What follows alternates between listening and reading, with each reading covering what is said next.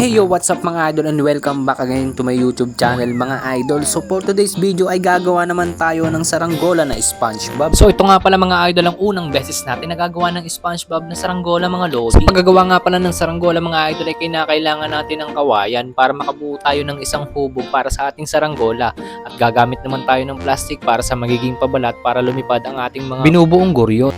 At alam nyo ba mga idol, sa paggagawa ng saranggola ay hindi pa tayo sigurado na tataas talaga yung ating mga guryo na ginawa. Dahil sa paggawa natin ng saranggola, dapat talaga ay pantay ang kayas ng kawayan para ito ay timbang kung lumipad. At sa video nga pala na ito ay hindi ko na pinakita sa inyo kung paano magkayas ng kawayan na ginamit natin sa saranggola na ito. At sa mga gusto nga palang gumawa ng kagaya ng saranggola na ito, pwede po kayong gumamit ng walis tingting kung wala po kayong magagamit na kawayan mga idol. Kaya kailangan nyo lang pong gawin ay kumuha ng walis tingting at kailangan po pantay ang laki para po pantay ang magiging paglipad ng ating mga saranggola. Ang kailangan nyo lang gawin mga idol ay sundin ang ginagawa ko para matuto rin kayo. Ang ginagawa ko nga pala dito mga idol ay pagtatali ng mga kawayan. Sinulid nga pala ang ginagamit nating pantali dyan mga idol. At itinatali nga pala natin itong mga idol sa gusto nating disenyo na saranggola mga idol. At kaya nga pala natin nabuo ang saranggola na ito ay dahil sa aking imahinasyon mga idol. Alam niyo naman mga idol ka sa atin ang pagiging malikhain. Pero hindi ko talaga alam kung lilipad talaga ang saranggola natin na ito. Ngayon lang kasi ako nakagawa ng ganitong klaseng saranggola mga lodi.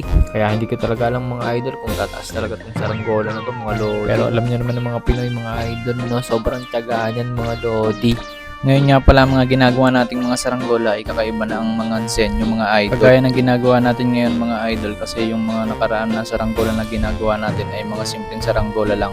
Yung mga basic lang gawin. Kaya ngayon puro 3D o kakaibang disenyo na yung mga ginagawa natin na saranggola mga idol no. Madali lang naman gumawa ng saranggola mga idol kaso nga lang ang problema kung tataas o lilipat nga ba itong mga ginagawa natin na saranggola mga idol no. So yan mga idol, malapit na tayo matapos magtali. Ang susunod naman natin gagawin mga idol is magpapabalat na tayo. So ang kulay nga pala na gagamitin natin is color yellow mga idol kasi nga SpongeBob yung ating napiling disenyo ng saranggola mga idol no. So yan, panoorin nyo kung paano ako magpabalat.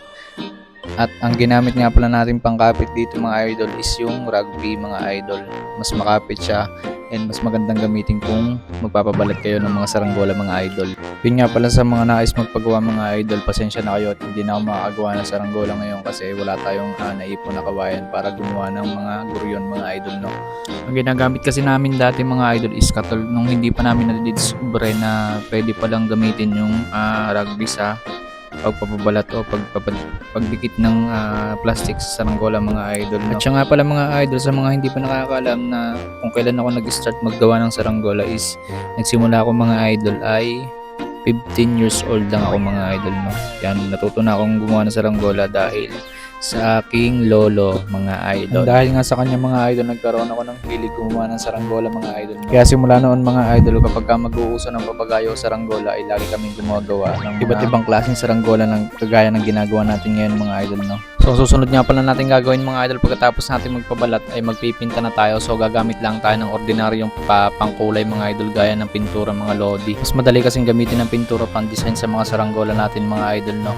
Lalo na sa mga tela mga idol, mas madali siyang gawin. Mas maganda kasi mga idol pagkapag tela ang ating gagamitin sa saranggola mga idol no, hindi siya natatanggal, hindi natatanggal yung pintura na ginamit natin kaysa sa plastic ang gamit natin na pabalat mga idol kasi mas madali siyang matanggal. Ilang beses mo lang siyang paliliparin tapos matatanggal na agad. So yun mga idol, panoorin nyo muna kung paano ako mag-design o kung paano ako magpinta ng saranggola natin na SpongeBob mga idol no. So yun, tara, let's go!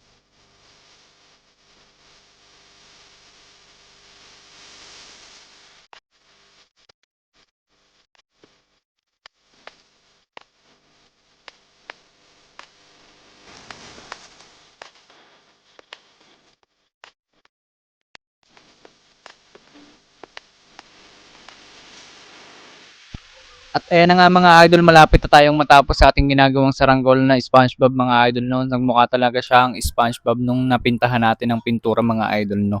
So ayan, malapit na tayong matapos mga idol and pinaparisukatan na natin and matetest play na natin to sa wakas mga idol. Matetesting na nga natin to mga idol sa ating paghihirap at sa ating pagtsatsaga sa paggagawa ng saranggola ay matatapos din sa wakas mga idol. Tara, let's go, test play na natin.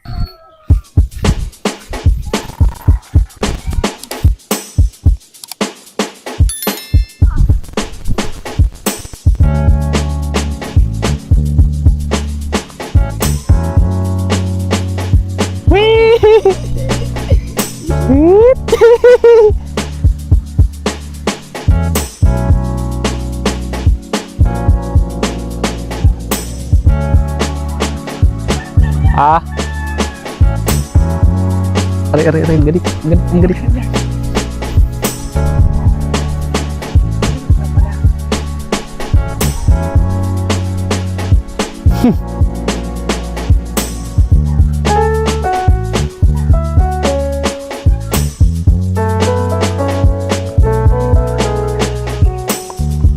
So yun mga idol, nakita nyo naman yung ating SpongeBob kite ay isang taas mga idol, no. So yun, ito mga pare.